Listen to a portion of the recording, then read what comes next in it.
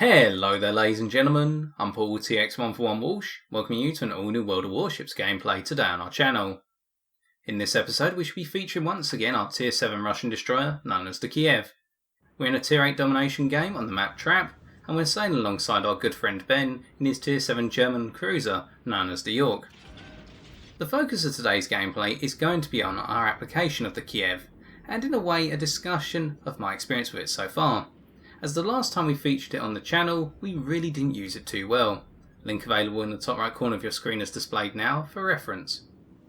Now what are we doing to start off with? Well, we spawned in towards the northern edge of our team and we're going to make our way to the closest objective, i.e. sea. Now whilst it has a number of islands surrounding it, it's quite an open objective, and unfortunately due to the properties of the Kiev we're never going to quite capture sea to start off with.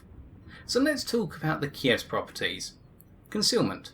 This is one of the weaker aspects of the ship and actually makes it feel as though it's a very light cruiser rather than a destroyer. And if anything, this is the affirmation of the fact that the Russian destroyers play out as if they're light cruisers if you didn't already get that sentiment from the Tier 5 Gnevny or the Tier 6 Ognavoy, the Ognavoy being a personal favourite of mine. The reason being, this ship gets detected at 9 km by sea without a camouflage pattern on it or without concealment expert. We have a camouflage pattern on that reduces that to 8.7 km, and with camo your detectability by air is 4.4 km. This means the ship's going to get spotted quite easily compared to say the Mayhan and the Hatsuharu, your American and Japanese counterparts at your tier respectively. But you do have a couple of items in your favour when you do get spotted. Your manoeuvrability is one of them. You have a very high top speed as standard, 42.5 knots, and your rudder shift with the rudder module upgrade is 3.8 seconds. The rudder shift without that I believe resides somewhere around 5.5 seconds, don't quote me on that, so this isn't the most manoeuvrable destroyer, and at maximum speed you can sometimes forget yourself and end up crashing into friendly ships or land masses close by, as this ship does have a wide turn circle of course when it's making turns at maximum speed. Now you can see here that we do get spotted by an enemy destroyer who unfortunately disappears before we can open fire. They hold their fire and let their capital ships fire at us. And we're going to make our way out of sea because we're still being detected. It's an enemy Mayhan, and you can already see the differences in concealment, letting us down compared to the Mayhan, who's provided their team that visibility. But fortunately for us, we're dodging the shots and we make our way out of the objective. The Mayhan decides to turn off and as a result does not continue to spot us. And it's probably a good thing as well we've dodged a lot of shots because our health pool is not the greatest. You can see that the Mayhan has 14,100 health. We have 12,800. As a result, this means the ship cannot take too many hits before it goes down. On top of that, it has quite a large profile as well, which means that when shells are heading towards it, they do have quite a high chance of hitting you. But to be fair, the Mayhan does have a tall profile as well. Nice thing is you've got a very consistent armour profile. You've got a minimum armour amount of 16mm, a maximum of 19mm. So regardless of where you're going to get hit, you're going to experience roughly the same effects. As we get set on fire temporarily, and we continue to dump out some rounds on an enemy Atlanta. And as you can note here, we're holding back now. We're trying to sit amongst our friendly ships, whether they be cruisers or battleships, and provide some long range support. The idea being we're making the most of multiple ships engaging multiple ships to be hidden from the enemy team in plain sight. We are being detected of course, but most foes will go for a larger ship rather than the smaller one that's continuing to harass with 6 130mm high explosive shells, which the Mayhan just took a couple of. So what about the guns? Well, you have 3 twin 130mm cannon turrets, 2 at the front, 1 at the rear. They're quite powerful with a 5-second reload as standard or 4.5 seconds with basic firing training, and they've got a range of 12.3 km. A slight improvement on the Ognavoy by 0.3 km, but that's not the point. The point here is that you've got the 3 twin turrets rather than 2, and this means you can dump out a huge amount of damage as this Atlanta gets a little bit too close. And we drop in a citadel, doing a maximum of 2,500 damage per armour piercing citadel. We try to get a second, but unfortunately luck's not on our side as the Atlanta turns away and they shoot over the top of us, but actually they shoot at our friendly New Orleans. We take out the Atlanta in our return fire, and as we grind along the side of the New Orleans at this point, we dump in some high explosive to the enemy Mayhan here, who the New Orleans took out, and we start to reverse. Now very shortly the New Orleans is going to ask for a smokescreen and we're going to kick it up for them. Here we go. A little bit of teamwork here. Perhaps I should have done that instinctively, that's a bit of a mistake on my part technically, but you live and you learn. So we said the armour piercing is quite potent, and within 7 kilometres against the less well armoured cruisers, especially at tier 7 and lower, the armour piercing will do a very good job at citadelling the enemy cruisers, and even doing large amounts of damage to enemy battleships who have their broadsides exposed, if you know where to aim the shells. And you can see here how we're putting a good number of armour piercing rounds against the enemy Nizer now, and we're doing quite a bit of damage, just shy of 2,000 there of a salvo, and we're 7.5 kilometres away. 2,400 there, reinforcing what we just said. The high explosive meanwhile can do a maximum damage of 1,600 upon a citadel. It has an 8% fire chance. We're currently working towards Demolition Expert to make it an 11% fire chance. The high explosive is very useful at aggravating enemy battleships and cruisers in particular, especially the heavier cruisers that aren't as manoeuvrable. Because once you set a fire on fire and cause them to waste their fire extinguisher, another fire is not going to be too far away. Here's an example on the enemy Nizer now. We've already set one fire, and we're continuing to dump in high explosive at this point. And one very nice thing about these guns as well is the fact that regardless of what round you use, you've always got a muzzle velocity of 870 meters per second upon firing. The Nizer now puts out their fire, and we set another one instantly. Of course it's going to get put out, but that reinforces the fact that the fire chance on this ship is good enough for you to set multiple fires on certain foes over quite a short period of time. And if we had timed it right or luck had been on our side, that Nizer now right now would be bleeding a lot of HP. But, having talked about our guns, is there anything we need to note about them that's weak concerning them? Well, they have a lower fire rate than your American counterpart, and that means that in engagements against an American destroyer at 5 kilometres or less, you're going to be at a slight disadvantage, and with your health pool also being combined in, you'll find yourself actually getting out damaged. But if you take the fight to 7 kilometres or further, because you've got the higher muzzle velocity, the lack of fire rate by comparison with, say, the Mayhan isn't going to be felt as much, and you can usually score a couple more hits compared to your American counterpart. But it's debatable. Another thing to note as well is that the guns take a very long time to turn, 18.6 seconds to make a 180-degree turn. So you really do need to know where to aim your guns before you go into the fight rather than during it. Get yourself set up and then go in. Pretend in a way that you're a little battleship, if you will. Of course you're not, but that's one way of thinking about it. Now we're not going to talk about the torpedoes for a while, simply because we're not going to use them. In the meantime, however, let's talk about what we've done so far. So we've taken out an enemy Atlanta, we've done 37,373 damage, I'm loving those numbers there. And we haven't really been too aggressive, we sat amongst the fleet. No, we haven't lost too much health either, because we've used our teammates in order to attract the enemy fire towards them rather than ourselves. The general logic being, and I must admit I take this logic as well, if there's a number of ships in front of me, I'm going to go for the sliced one or the biggest one which provides the easiest target, unless there's one that's absolutely crippled and needs to be eliminated straight away. Simple logic, and that's what we're applying. As the game goes on, we can be more adventurous in the Kiev because the number of ships that can potentially face us and shoot us down very quickly will drop away, and we can bring into play our torpedoes and our armour piercing at closer ranges. Unless of course our foes drift towards us, such as the Atlanta, who we did Citadel. So you can see how the logic is that we're not going to be too aggressive to start off with compared to how we would be in, say, the likes of a Japanese destroyer or even an American destroyer. We're just going to let things gradually progress. Now we're not going to talk about the anti-aircraft batteries on the ship today because there's no carriers in this game, but the anti-aircraft batteries at a very high level are not able to outrange your concealment by air, which means that you don't technically need to be running around with the AA switched off unless of course you're in a smokescreen. Otherwise you can afford to have it going, as we are right now, because I believe the maximum AA range on this ship is approximately 3.5 kilometres, and if you're getting spotted at 4.4 kilometres by air, well, that paints a pretty picture.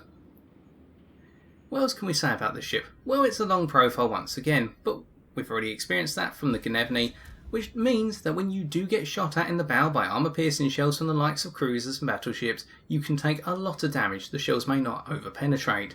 If you get shot side-on, of course, by armour-piercing, there's a high chance of an over-penetration. And now we begin to cluster up towards B. Let's talk about the tactics a little bit more.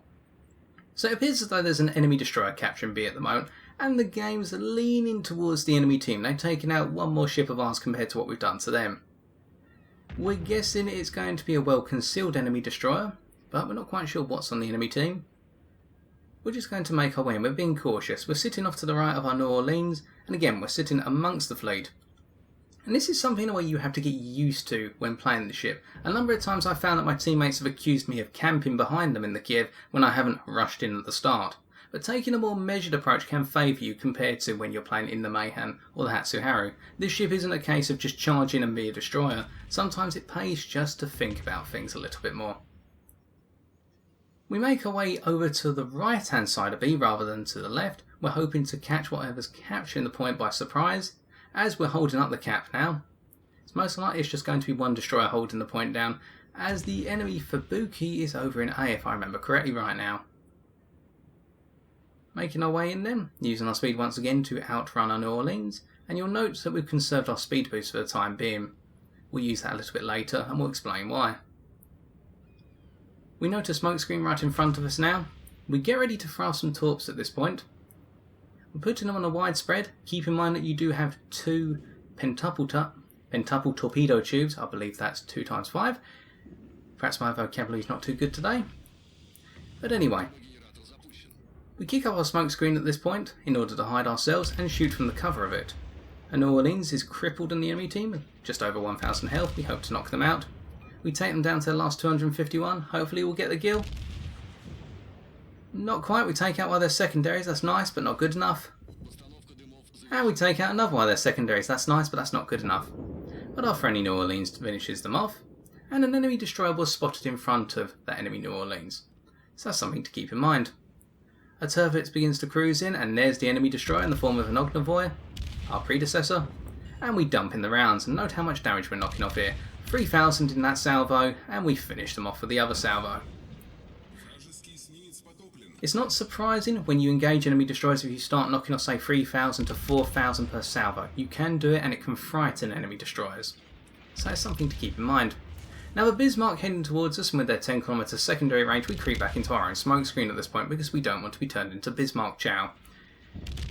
Our steering has been knocked out, but we have last stand on this ship and we're ready to repair just in case. And we set a fire on the Bismarck. So here again we go with that 8% fire chance and we're going to try and cause hell. The damage is building up at this point. That fire seems to be sticking for now, and some torpedoes are making their way in from what would be our starboard side, and that's probably from the destroyer that we saw in front of New Orleans from earlier. We haven't identified it though. The Bismarck puts out their fire and we're starting to get spotted, so we activate our speed boost. We activated it earlier, sorry I should say. We're now going to actually implement it to get away. Set another fire on the Bismarck, and with our speed boost we can very quickly get out of a rather disadvantageous situation. Making ourselves elusive, dodging the torpedoes that were heading into our smoke screen, and dodging the majority of the secondary fire from the Bismarck, although we do take a couple of scratches. Including our steering being knocked out once again. We set another fire on the Bismarck, and I believe that's 3 fires in the space of a few salvos now on that Bismarck, and because they used their fire extinguisher, we're now going to take quite a lot out of them. Hatsuharu was firing torpedoes at us, that's good to remember. We're continuing to be detected at this point, but as we become undetected, something important's appeared up at sea, northeast of it. It's an enemy battleship. Okay, so we need to react now, and notice how all of our team are committed into B or around it. So I tell Ben at this point, I'm going to get rid of that battleship at sea, don't worry about it. And here we go. So note that our speed boost is going to drop off very shortly, so we're not going to use that to cover the ground, but that 42.5 knot top speed will allow us to get to that enemy battleship before it can take sea. And this is the wonderful thing about the Kiev, the sense of speed you have with this ship, whereby you can literally go from one point of the map to another point very far away in the blink of an eye. You can take people by surprise by how quickly you can react to situations on the other end of the map. Something I didn't find with, say, the Mayhem as much, whereby that ship was significantly slow, and it meant in a way that unless I applied my speed boost every time, I had to restrict myself to sort of one portion of the map. But with the Kiev, you can be fluid. Now we're going to bring our torpedoes into play here because it's an enemy battleship, it's an enemy Arizona, and they're at full health. A very sneaky Arizona. So we said we've got 2 pentuple torpedo tubes. Well, we mumbled that out. They're both located in the centre of the ship approximately, and they can fire to either side. They have a reload time of 2 minutes and 3 seconds, and you're probably thinking right now, Jesus Christ, that's bad. And that's without the torpedo reload skill, and we're not going to use it, as we use our guns to pick up a little bit of damage on the Arizona but reset the cap. We're going to hide behind the island here, although we are being spotted by the fact we've been firing and ships that are coming into B from the southwestern corner of the map are spotting us. But the logic here is we just prevent the Arizona from capping, as we now have 69,999 damage. Oh, I love the numbers up in that top right corner at the moment. And we're waiting for the detection to go down before we go in. So, without getting distracted again, the torpedoes. So they have a 2 minute and 3 second reload time, but do they do a lot of damage? Hell yeah they do. A maximum damage per torpedo of 17,933. That is brutal, and on top of that, they have a 65 knot top speed, which means that once you've launched them, they move very quickly to the target and they're very difficult to dodge for the likes of a battleship. But there's only one problem. As well as that very long reload, you've got to consider that your maximum torpedo range is 4 kilometers. Which means they're very good for ambushing enemy ships in close spaces, but not very good for trying to stealthily take out enemy ships at long distance, as we charge towards the Arizona here and use the fin profile of our ship, pointing our bow towards them in order to dodge incoming fire. We set a fire in return, and we're only doing this to try and waste their fire extinguisher, for the case that we screw up our torpedoes, perhaps get one flood set, and we can use that to bleed out their health. And as we get closer and closer, keep in mind that at 5.3 kilometers on the ship, your single secondary turret, it's a twin 85mm cannon turret if I remember correctly, will open fire, and we directed that onto the target as well. As we dodge a load of fire, we're very fortunate at this point, thank goodness for RNG and dispersion, as we charge into the Arizona 3 kilometers away, and here go the torpedoes. Now we take a nasty hit from the frontmost turret of the Arizona. Our secondary is firing, and there go our torpedoes. Fairly well, sir. As we pick up a secondary hit as well, a cheeky one. 42,000 damage in our pocket, and C is defended, and we still have just under half our health to spare. We were very fortunate with the dispersion on the Arizona's guns, we must confess to that. If luck had not been on our side, we may have been eliminated, but we went for it, used our speed to get in close before they could get up a secondary salvo, and we made it work. And that's where the speed of the ship comes in. Turning around now, things really haven't gone to plan for our team who went into B. They've pretty much been eradicated. We've got a New Mexico left on our team, but they haven't got too much health, as we can see. So it's going to be a case of what looks to be a 4 versus 1 very shortly, as we open fire at this point on the enemy Bismarck and use our speed boost once again in order to shift from the openness of C into cover north of B. And now we're the last one left on our team, as we dump in a load of rounds on the Bismarck and try to put them out of the match. But our friendly New Mexico does the job from the grave. Now we're using our speed boost to get behind cover, but at this point we're thinking to ourselves, right, a good number of enemy ships are stuck in B. We could go in there with our speed boost, and our torpedoes are almost reloaded by comparison with our initial reload time. Perhaps we can use our guns to charge down the enemy Hatsuharu and then go towards the enemy Dunkirk and cut it to pieces with the torpedoes. We'll get 2 of them back. It's not going to enable us to win the game, but what it will do is put the score on our side for the time being, and with only 2 minutes left that could really make the difference. Feeling good about this at this point? Let's go for it.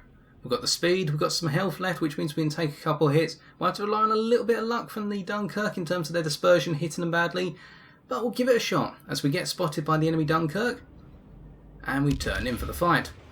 At first, exposing our guns off to our port side in order to dump in some rounds. We're trying to set a fire. The Dunkirk misses with initial fire. We're fortunate there. We carry on dumping in the rounds, and we're keeping away just for a little bit to see if anything else opens fire at longer distance before turning in. We've still got 40 seconds on that speed boost, and there's the Hatsuharu opening fire now. We set a fire on the Dunkirk. Let's go for this. We can rip that Hatsuharu to pieces. They're not too healthy either. We missed with the first salvo. Second salvo out. Can we do it? Yep, good set of hits. That's a lot of damage off and their engine knocked out. Another salvo goes in. Lots of damage on them. Come on, get another salvo off. Oh, there we go. Is that going to take them out? Almost. Oh. Oh my. Well, we just exploded. I guess it's time to take a look at the post-game stats, right? Well, if you excuse the pun, ladies and gentlemen, that really, really took the wind out of my sails. But nonetheless, we can emerge from this defeat with our head held high, because we picked up 388,523 silver credits, 2,523 experience, and we picked up 5 achievements. The first blood achievement for scoring the first kill of the match, i.e. on the enemy Atlanta. The one that nobody wants, the detonation, whereby we took a hit to the magazine and that caused our ship to explode. we picked up a devastating strike, i.e. on the enemy Arizona, whereby we knocked them out in a single torpedo salvo, dealing more than 50% of their remaining HP and damage. And top of that, we picked up a high caliber medal for damaging at least 4 enemy ships, whereby the damage caused must exceed 30% of the total HP of all the ships on the enemy team. And we picked up the Confederate Award for damaging at least 6 enemy ships, whereby the damage caused to each ship must exceed 20% of her normal HP. And if you want irony, ladies and gentlemen, in our final salvo before we detonated, we picked up both the high caliber and the Confederate Awards.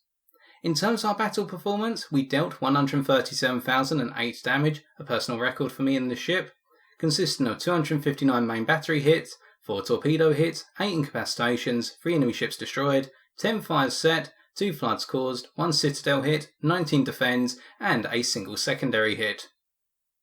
Looking at the team scores, we can see that we're having quite a momentous game, whereby we came first on our team in terms of base experience earned, picking up 1,682, 405 more than second place on our team, and credit to our New Orleans, they were having a very good game as well, and only 417 off of first place on the enemy team, i.e. their Fubuki.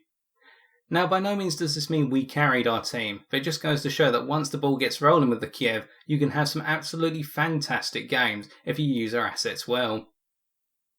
Looking at our detailed report, we have 2 items to note here. The first is in terms of the number of ships we hit, whereby we hit a tally of 10. 10 out of 12 is very impressive in my experience and goes to show a key aspect of the Kiev's playstyle, at least at the first half of a given match, whereby it is a more laid-back destroyer than its American or Japanese counterpart on a tier-for-tier basis. Instead, it prefers to sit further away from the enemy team because of its rather poor concealment values and on top of that the potency of its guns, especially its high explosive.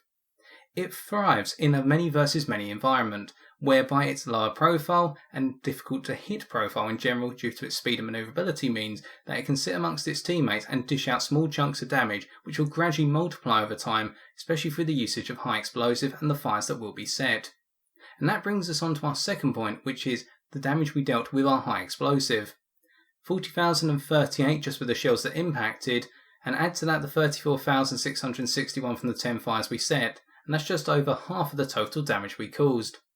Now this is not to say at any point that you can't bring your armour piercing or torpedoes in, but these need to be considered in later portions of a given match, where the enemy team becomes separated, there's less ships on the battlefield, and you can begin to ambush your foes, alternatively charge them down, as we did with the likes of the Arizona.